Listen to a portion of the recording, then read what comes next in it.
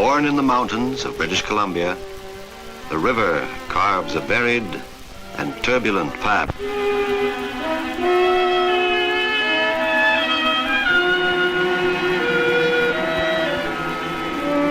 Tumbling at first from rocky ledges,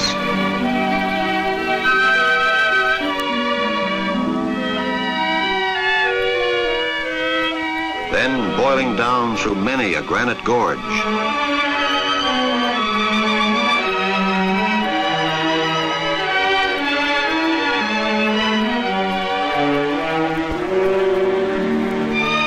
Then finally, flowing through fertile valleys, it yields riches as it goes, one of the most fruitful of our resources. Its waters mean irrigation, fresh life for farmers' crops, adventure for the young in spirit,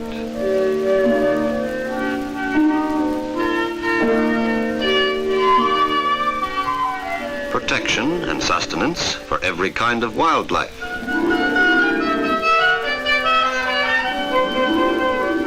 peace for the harassed, and food by ancient privilege for the Indian.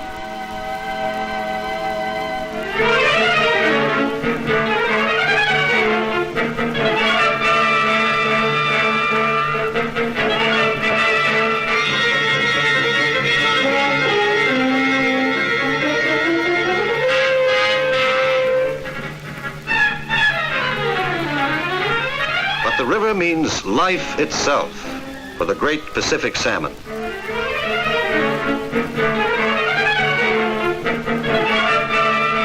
Bravest of the brave, the adult salmon with incredible energy battles upstream past violent rapids and brutal, jagged rocks to complete its brief life cycle.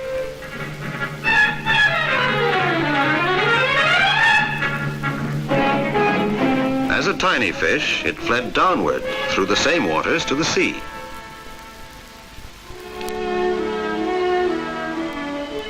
In a special sense, the waters of the river belong to the salmon, for here is the place of its birth and death.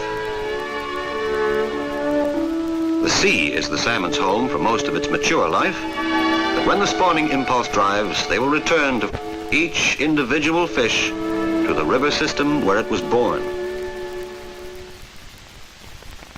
At this time, the rivers of British Columbia, the mighty Fraser, the Skeena, the Nass, and their many tributaries swarm with salmon, powered by an uncanny urge, battling against many formidable barriers provided by nature. But conspiring against this brave and noble salmon with the most effectiveness of all is man. The province of British Columbia is growing rapidly. Cities and towns spread farther afield,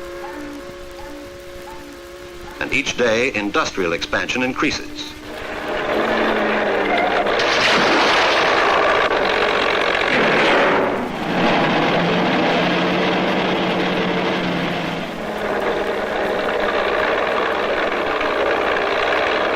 To meet the needs of this increased industrialization and growth, water is needed. Fresh water from the river, water to cool, water to heat, water to clean, and water to drink. Water for transport, irrigation, hydropower, and industrial processing. And the water once used returns to its source, the river. With it, it often carries the refuse of towns and cities, the waste of industry.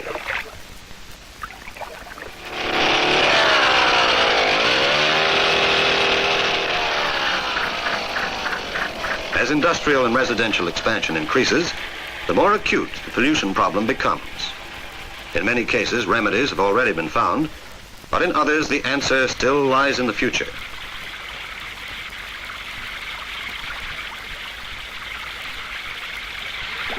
Several industrial concerns in planning expansion projects have requested that investigations be made by the Department of Fisheries to find out what possible pollution problems their plant expansions may cause. Often a scale model of the section of the river affected is used to simulate the existing conditions of water level and velocity. By means of dye tracers, the movement of the current is easily followed. For it is the currents in streams, harbors, and estuaries that carry the...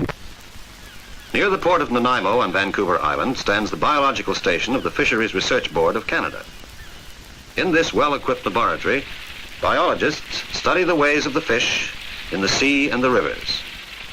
Here, the problem of pollution is further examined under rigidly controlled conditions to study the effect of waste substances in the water. 8% pollution, 6% fish mortality. 12% pollution, 40% fish mortality. 16%, 93% mortality. This and other experiments determine how much pollution endangers fish life. Some industries, too, are investigating ways of reducing waste and eliminating pollution. Sawdust, for instance, is no longer discarded into the river. Oil refineries use vast quantities of river economy. Skimming systems have gone into operation in many plants. Crude oil, once deposited into the river, and one of the deadliest poisons to fish, is now skimmed from the water. The oil reclaimed is put back into production, and the water flows unpolluted into the river. Certainly the huge Cleveland Dam in the Capilano Canyon, a fish ladder was built leading direct to a brailing tank. The salmon swimming up the ladder are trapped in the tank and by means of a mechanical fence are guided into a cage on their way upstream.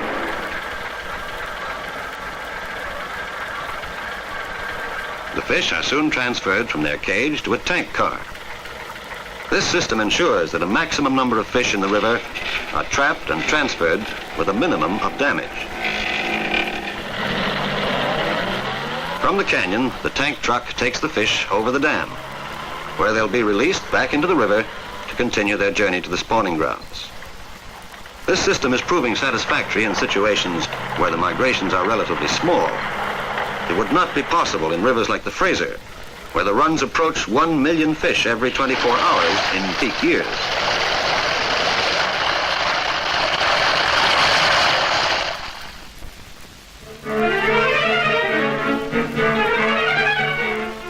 Even with help for the migrating salmon.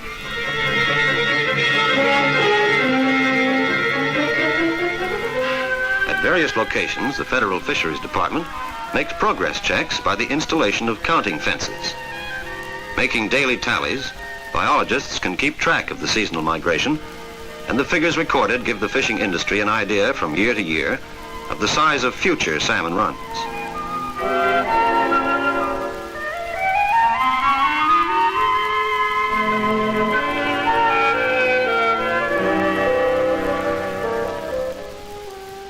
Yet another check is made using a fish wheel. Rotated by the river current, the wheel scoops up the salmon and slides them into a small tank.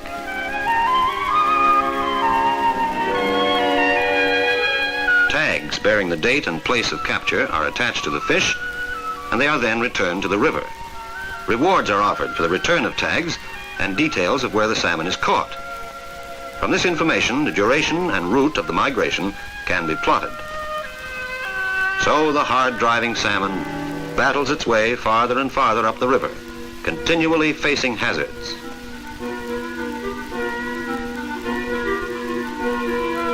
By tradition, there is no closed season to the Indian fishing for food. With his knowledge of the river and the ways of the salmon, he reaps an abundant harvest, providing stores of dried fish to last from season to season.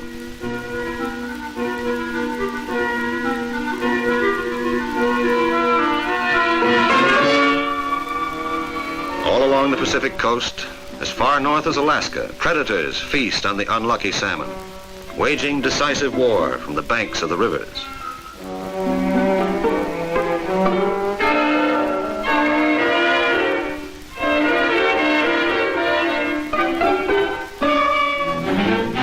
But most threatening of all, more and more dams are being constructed. Industrial expansion must be maintained, but a multi-million-dollar food-producing industry must also be preserved. There has been much discussion between the power companies and the Federal Department of Fisheries searching for an answer. Some ideas have proved successful in particular situations, but every case is different. Looked upon as an ideal example of cooperation in the use of water is the Seton Creek Power Project. Near Lillooet in the Fraser Valley, the power company installed a fish ladder as a basic part of the dam structure. Equipped with a separate sluice gate, the fish ladder has a guaranteed water level, entirely independent of the water supply to the powerhouse.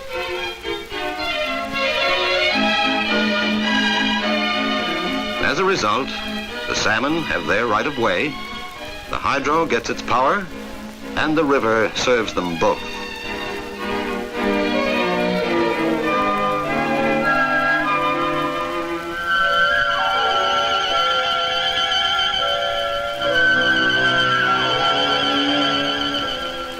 Now, with the assist fishways and other methods, the salmon reach the home stretch to the spawning grounds.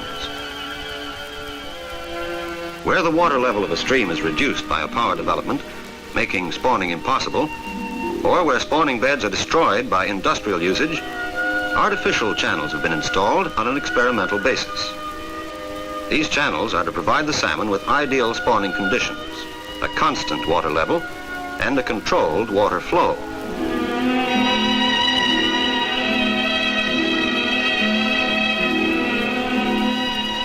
During a test experiment at Jones Creek, BC, the artificial stream idea proved to be successful.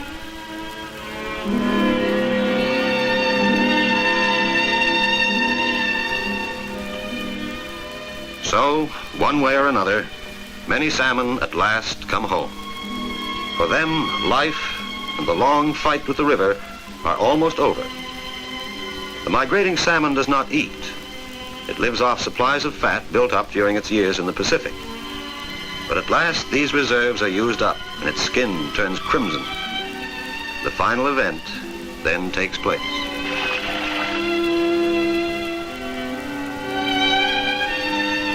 The female, fiercely guarded by the male, hollows out a nest in the sand and gravel with a fanning motion of her tail.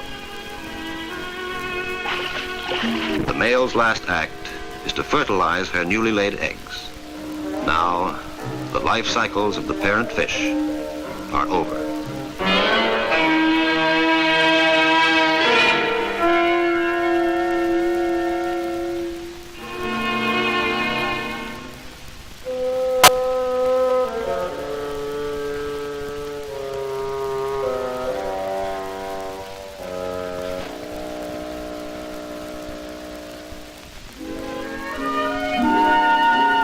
Some eggs float away, others are eaten by predator fish, but most are covered by the female with sand and gravel and lie for weeks in hundreds of mountain streams.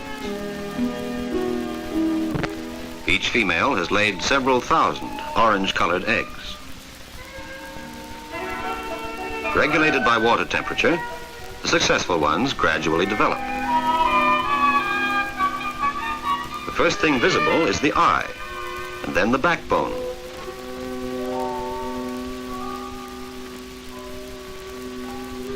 At last the young salmon hatches from the thin, transparent egg covering. Feeding at first from a yolk sac, it tries to hide in the gravel from its enemies.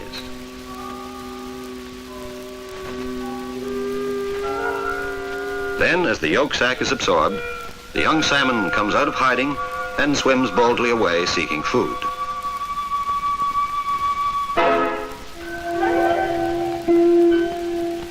Many watersheds are stripped so bare of timber that the smaller streams are merely drains, and the young fry face a struggle to reach the sea. Lack of water leaves them stranded, or temperatures rise to a point that is lethal to the fish. Those that survive meet other enemies, and many fall victims to the larger fish.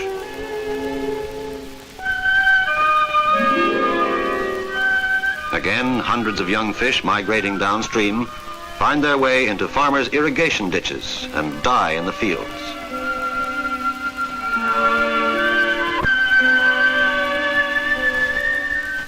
Some farmers have helped the migration with the use of screens on their ditches. The young salmon cannot pass through these screens and are diverted back into the river through a bypass pipe to continue their seaward journey.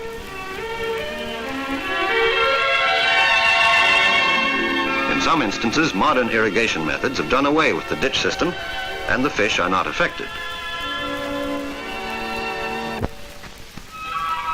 As with the upstream migration, biologists are busy looking for solutions to the problem of the downstream run.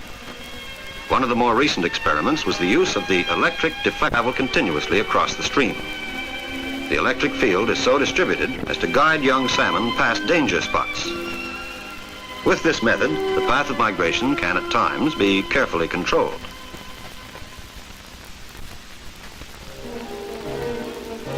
As the fry continue to, they meet greater unexpected obstacles. The flow of the river is often diverted into a reservoir and then through massive piping to a powerhouse below.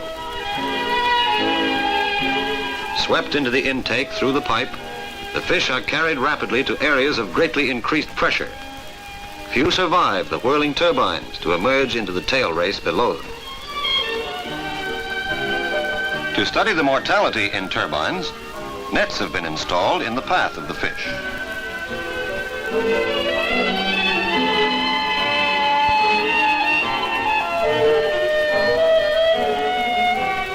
Several times a day, the nets are emptied. And by comparing the number of marked fish with those caught at nets downstream, the percentage mortality is determined.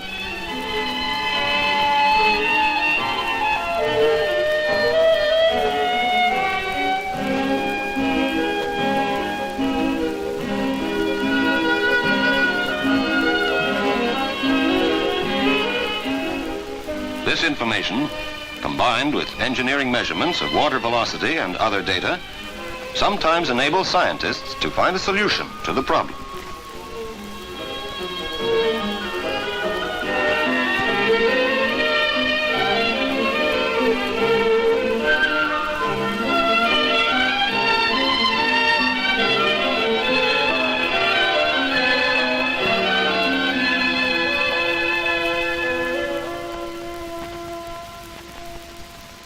Yet, even those salmon that survive the dam may find themselves trapped below.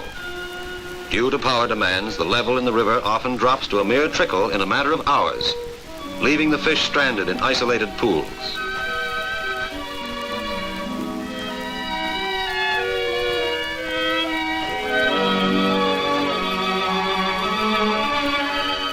But for those tiny salmon surviving the dangers of the river, an important phase of life is complete, and the clear abundance of the mighty Pacific waits below. Several years later, they in their turn will heed the mysterious call to spawn.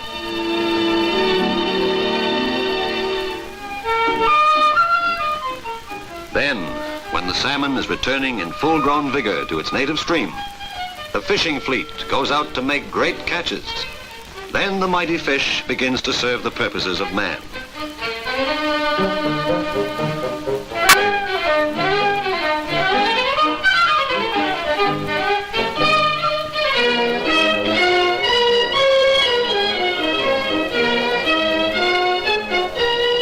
Year after year, when the spawning migrations have begun, the gill nets go down to reap their harvest. Over go the trolling lines, to return with each sharp-baited hook carrying a silver prize.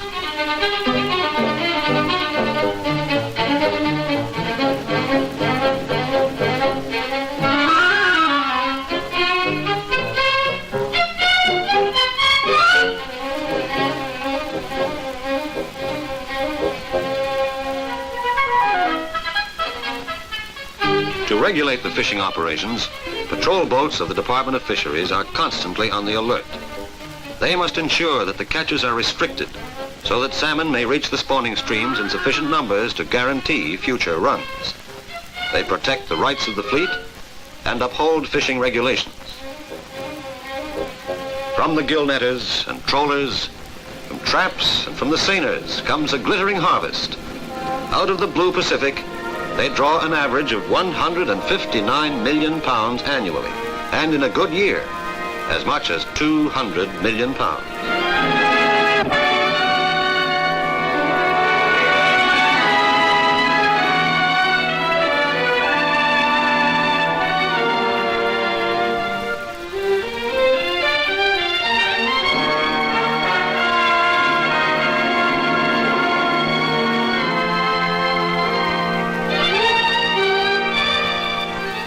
Shiploads of fresh-caught salmon are brought straight packing plants along the Pacific shore and on the riverbanks.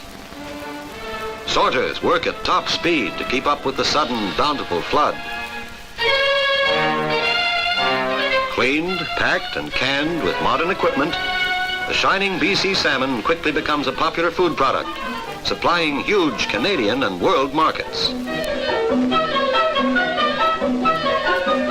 Here, then, is an industry vital to the people of the Pacific Coast in British Columbia's progress. And the basic raw material cannot exist without the rivers.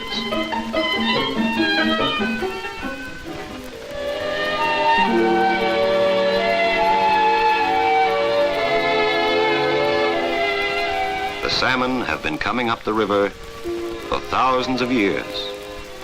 Their young have been going down to the sea for just as long.